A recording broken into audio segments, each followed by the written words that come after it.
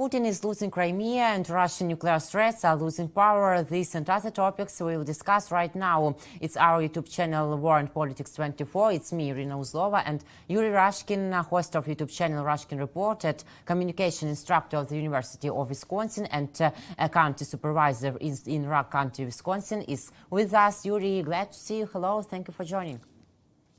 Thank you, Irina. Thank you for the invitation. Always glad to do this. The world is a crazy place, but we can still talk about it, so that's a great thing. Yes, and it's good that we are not crazy. We try to make it in the same way. Okay, the New Yorker reported that Atacam strikes won't stop the Russians, but Putin's nuclear threats are losing power. Can you agree with these statements? How can I deny? I think that we see that Russia is struggling on every level at this point, including that Russia's central bank said on Wednesday it will suspend buying foreign currency on the domestic market for the rest of 24. There are a lot of problems.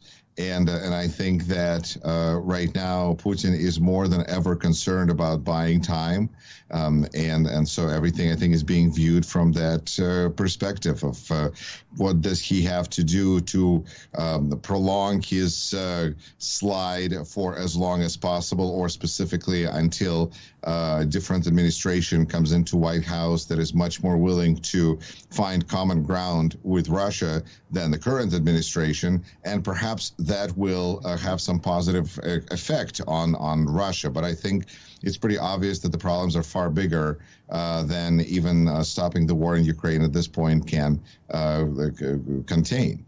So I think Russia is going to be struggling, and it's going to be struggling more and more.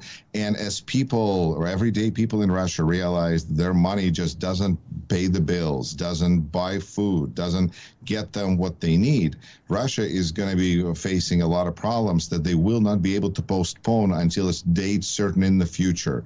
They're going to be dealing with reality, whether they like it or not.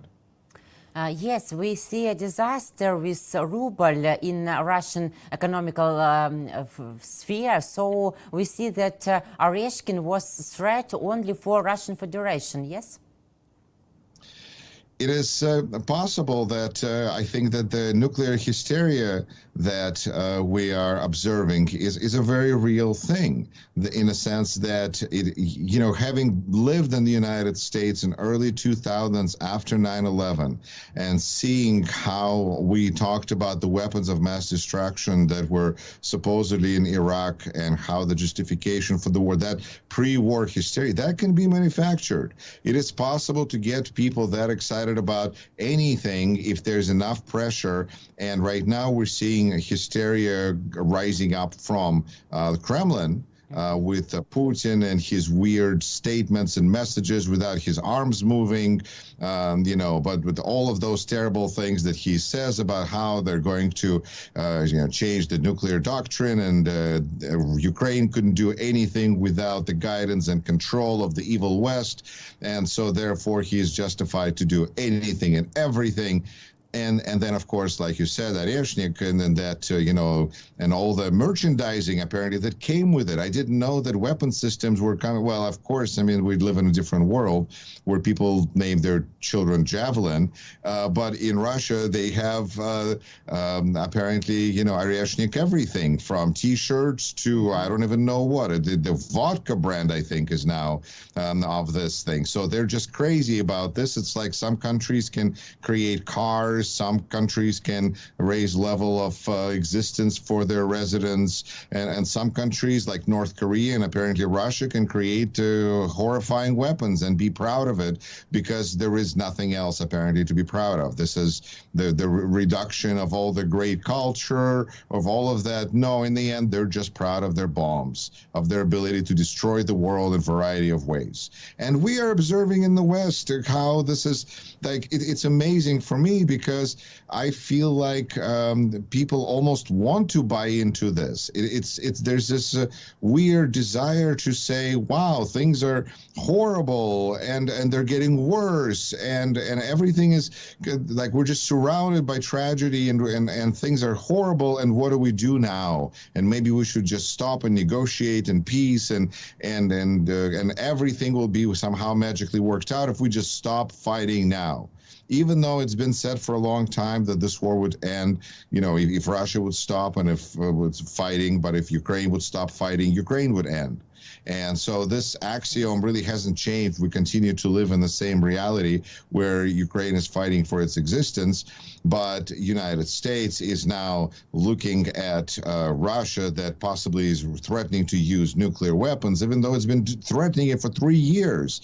And as was pointed out by Professor Dr. Timothy Snyder, proof that this is all fakery is the fact that no Russian has left New York or London or any of those big metropolises that are supposed to be, on the target list, and moved their family back to Moscow because they know the chances of that are not that high that they're going to uproot their family and move them all back to Russia. Come on now. The chances of nuclear war apparently are much lower. So at the same time, we in America really are just this desire. It feeds into our already growing certain insecurity when we talk about what's going on kind of like the progressive liberal side, where there was just a kind of a defeat at the hands of Donald J. Trump at the election, and life already seems like it, people are questioning their faith in God, whether there is, how can this happen if good is supposed to triumph, and then you see Putin with his nuclear threats. It's terrifying. Everything is looking bad. And on the right side, you see what Donald Trump has been saying throughout his election campaign, is that Russia is a very big threat that he is the only one who can find a way to work things out with Russia and with North Korea, because he's a strong man, and big strong Putin, big strong Trump will find a way to make, I guess, peace. And so when those people who already supported Donald J. Trump see what Putin is doing, they're saying, well, this is exactly what the danger is, and this is exactly why we need to have Trump in there. And in fact, those people are concerned that the current administration is actually taking such an active role in, as they would say, irresponsibly escalating the situation to possible World War III with nuclear weapons. Who needs Ukraine if we're talking about losing the entire planet? Just give Ukraine to Russia and let's move on and talk about other things perhaps. Or at least part of Ukraine, even better. So this narrative of nuclear hysteria fits into different segments of our population differently, but it is certainly landing on a kind of a fertile ground, I must admit. If I understand correct, Putin's nuclear blackmail won't make afraid anybody in this world, as I see. And Areshnik, as you said, is only like powerful thing for Russian authorities, officials, Russian propaganda, and that's all. But how do you think, Yuri? Does Donald Trump like such steps by Putin, like new missiles, or how they call it, new missiles, like Areshnik, or nuclear blackmail, or Donald Trump is angry about it? Well, we know that in the past, Donald Trump has often praised Putin and has said that various decisions and actions have been undertaken by the Russian president, have been really, I think we can stick with it. He called him genius, right? The invasion, the whole idea of annexation, part of Ukrainian territory prior to invading it. Donald Trump said this was great. So how is he going to be critical of any? Well, we've never heard him be critical of any decision by Putin. It's almost like there was a joke during the George W. Bush administration among comedians, whether George Bush is a great president or the greatest. And so in this situation, why would Donald Trump criticize Putin, who he clearly admires? So this is just, and the fact that Tucker Carlson went to Russia and interviewed Putin and had all those views, and then Tucker Carlson praised Russian economy. This is all fitting into the same narrative that we're seeing. So I would say from Donald Trump's point of view, first of all, we know that Vladimir Putin is a genius.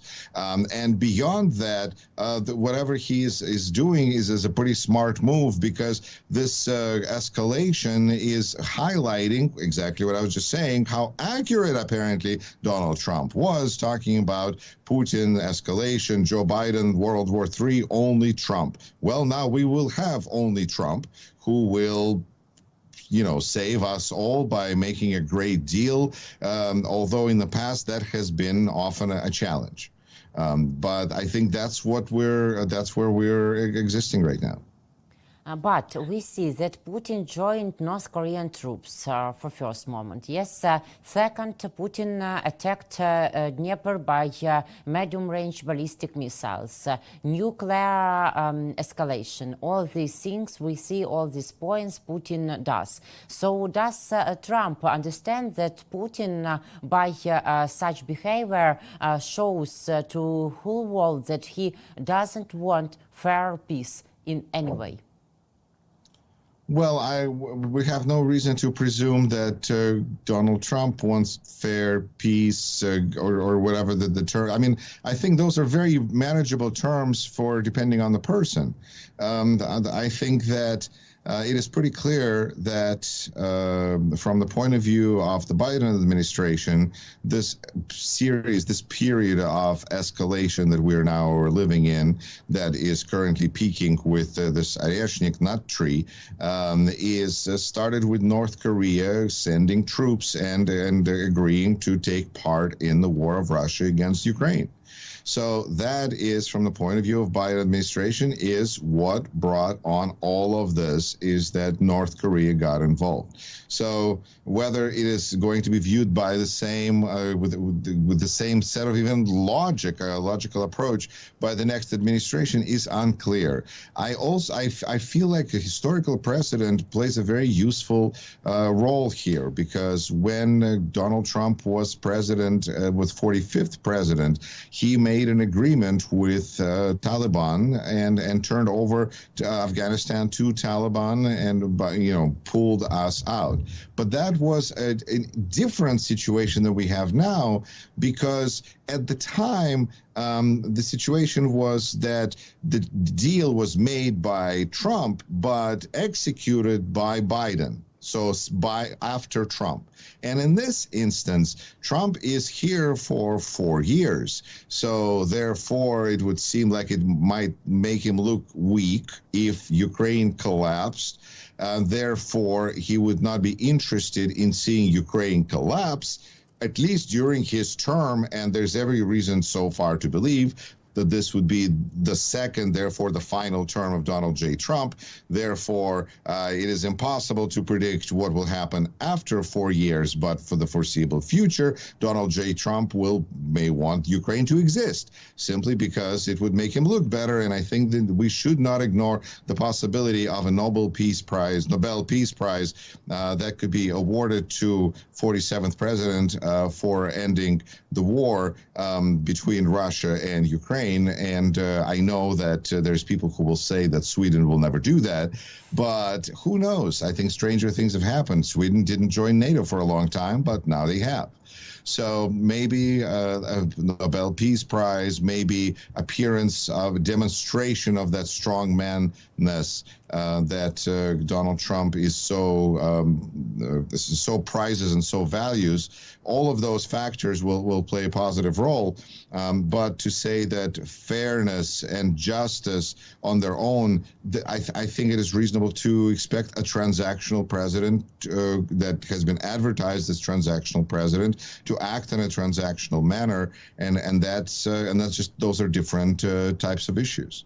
But Yuri, today we got to know that Alexander Mereshko, a member of parliament, Ukrainian parliament, nominated Donald Trump for the 2025 Nobel Peace Prize, hoping for his help in ensuring peace for Ukraine. So is Alexander Mereshko wrong, or maybe no? No, I think those are possibly the off-ramps that are being created already as we speak.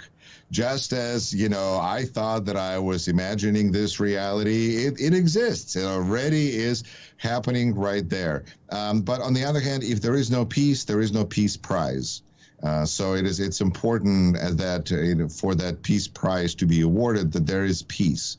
And with Vladimir Putin, I think it's pretty clear that the peace is harder than it may sound or may appear because he doesn't follow agreements that he makes. And that's another big problem and challenge for anybody who's trying to make a deal with Vladimir Putin is that how do you look when the other side doesn't follow through? Of course, Donald J. Trump also has experience and knowledge on how that feels and how that works. And so there's probably a good understanding. But fundamentally it's going to be, I think, whether Donald Trump feels like he won. And if he feels like he won, then it would be effectively a victory for him, no matter what it looks or feels like for anybody or everybody else. But Yuri, some our experts and analytics told me that Trump can collapse the price of oil, and so we can see the collapse of Russian Federation. Maybe this scenario can be in reality? I think that without being a big specialist on the topic of fossil fuels, I will just say that this may be a bigger mission than one president can do. And I think even those that credit Ronald Reagan with this for collapse of Soviet Union are maybe even overestimating that particular factor. There were others, such as ruble, which may have a much more important role in collapsing Russia. And perhaps this is an effect of sanctions, because we already know that these sanctions are on Gazprom are possibly one of the big causes for decline of the ruble. But just in general, the regime of sanctions, it's a long-term suffocation of a state. And this is something that Russia has been able to withstand for X amount of time because of reserves, because sanctions they affect future trade and future interactions and future transactions. And going forward, Russian, it's going to be difficult. However, as part of the Nobel Peace Prize, it is also entirely plausible to presume that sanctions will be removed and Russia will be unshackled through this peace process, which would be a dramatic development, because what do you do if you unshackle a swamp? And I think that's going to be very messy. But I think that inviting Russia back to join the world is also going to have a very limited effect, because there's going to be countries that are not going to go for that. They just can't go for that. And it's going to be, Germany and Western Europe that if they admit that such a deal about territory is possible, then it kind of affects all of their security structure again since World War II. So it's going to be a very strange world where we're going to have boundaries that are and borders that are agreed to by any number of states, but are not. What is international order? It's chaos. It's basically chaos. I think, when I first came to America, there was a still they showed on TV, this old sitcom by Mel Brooks called Get Smart, about our agent who was fighting evil organization. An evil organization was called Chaos, and they were supposed to be like making fun of the Soviets. And who knew that this chaos is really such a defining feature of now our age? The United States has informed the United Nations of North Korea's plans to transfer new ballistic missiles to Russia. This would be in addition to the more than 100 missiles that Russia has already delivered and used to attack Ukrainian cities. So Donald Trump may hold talks with North Korean leader Kim Jong-un, Reuters reports earlier today. So how can such negotiations between Trump and North Korean president can be realistic and successful? About as successful as his negotiations with Putin.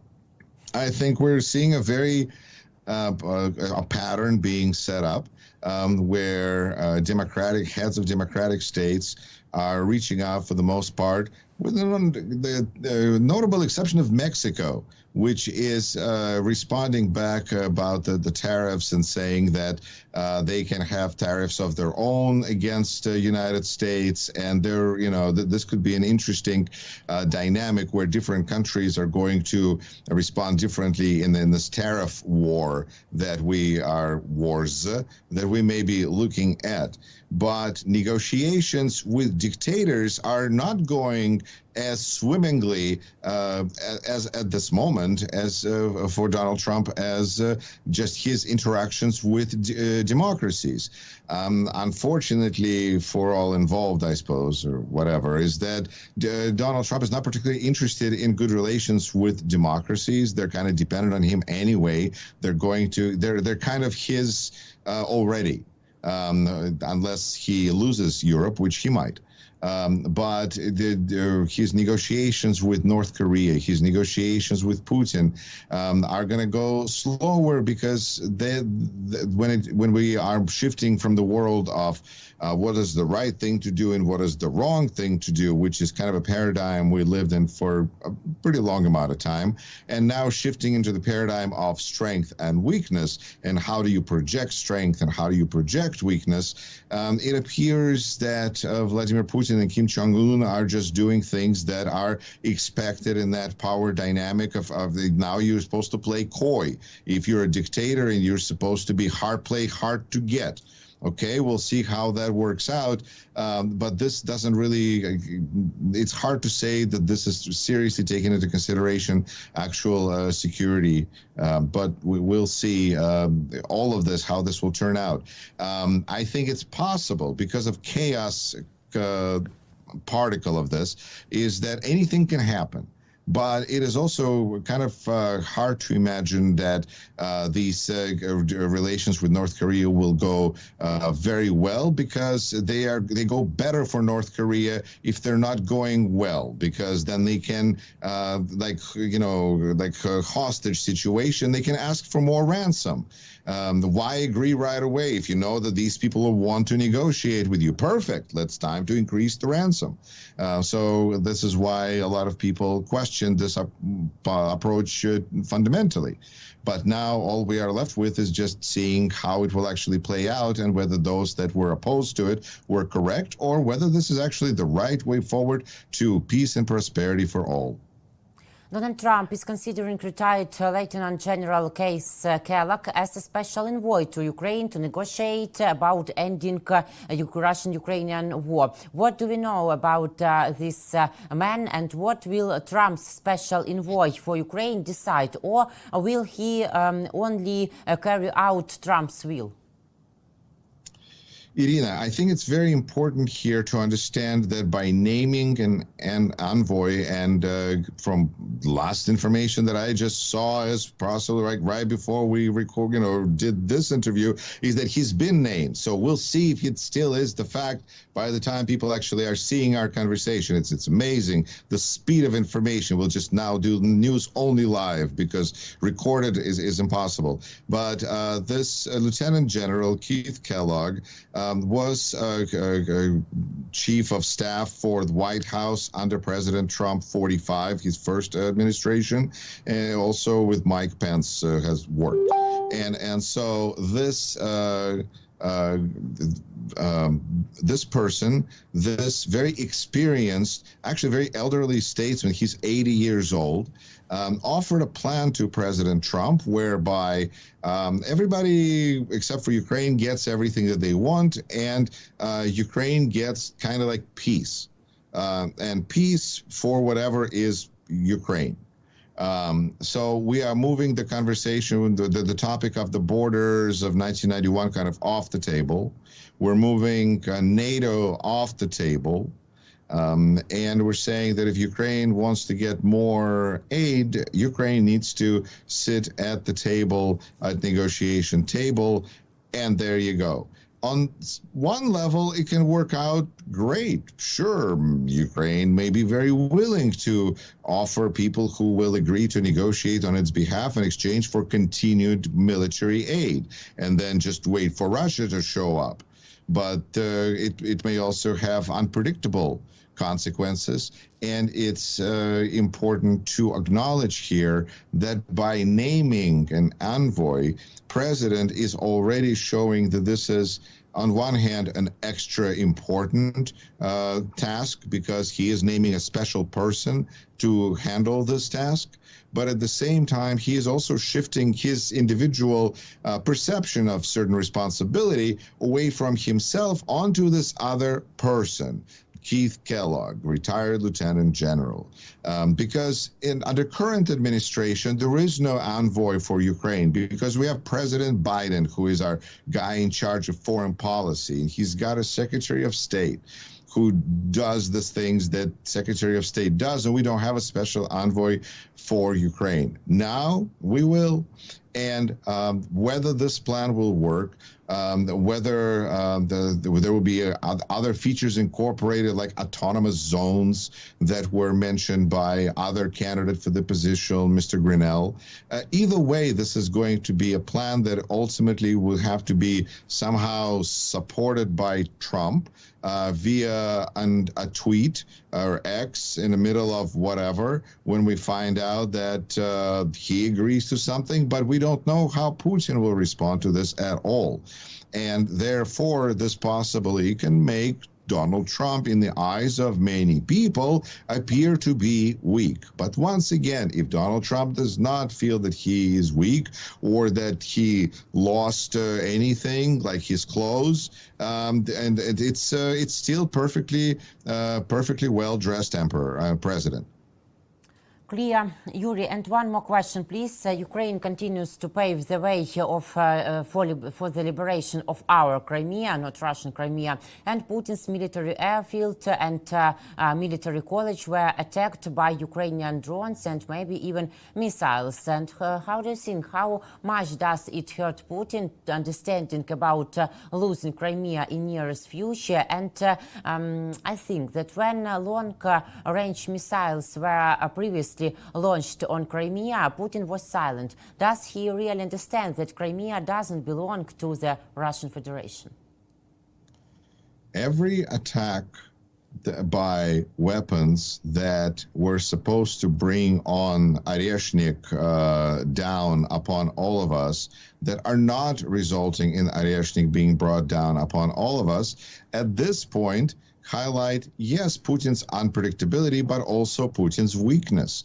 Because for 3 years, he's been threatening the West to use these weapons, and now he's even willing to show what it would look like if he was using them, if they were actually nuclear weapons. But this is not even the first time that he's used weapons and rockets that are capable of delivering nuclear payloads. So this is it's a conversation that's been going on and on for a long time. And I think that it's important and relevant to really point out the bravery and of Ukrainian people. You know, I went to Ukraine a couple of months ago and had the privilege, honor of meeting you, and just seeing how people of Ukraine have come together to stand against this war of aggression. and how people are the solidarity of people of Ukraine and how they're working together. I think this is the spirit that has the potential to be the key to Ukraine's victory, because America and different allies at this point will not only change or undergo changes, but may try to sign agreements that may not include Ukraine. But whatever United States or any country does to any other country behind its back, it still is a decision of Ukraine to fight and not fight. And Ukrainians have been bravely making this decision, made this decision really since annexation of Crimea, and to this day, and especially since for the last almost 3 years now. So no matter what decision is made by any politician anywhere outside of Ukraine, the fate of Ukraine is in the hands of Ukrainians, and it really gives me a lot of confidence for Ukraine, because I feel that people in Ukraine are really quite competent and capable, and part of the reason that Soviet Union was as successful as it was, in big part because it had Ukraine as its bread basket, as its certain brain basket. It was just a lot of people that this is part of the reason why is Russia fighting so hard for Ukraine now. Are they fighting to get their brains back? It may be too late for them. But Ukraine is something that I think has a lot of future, a lot of potential, a lot of great people, both inside and outside the country, who will work together to make sure that Ukraine is victorious, no matter what any politician anywhere tries to do. Yes, and now Russian Federation has nothing except war, blood, failure, and crazy Russian dictator. But it's their choice. Yuri, thank you very much. Thank you for your opinion, for your choice, and for your time. See you next week. Goodbye. Thank you. And take care of yourself. Bye. Yuri Rashkin, host of Yuri Rashkin Report, was with me, Irina Uzlova. Thank you guys for joining. Leave your comment, please, and stay with us. Goodbye.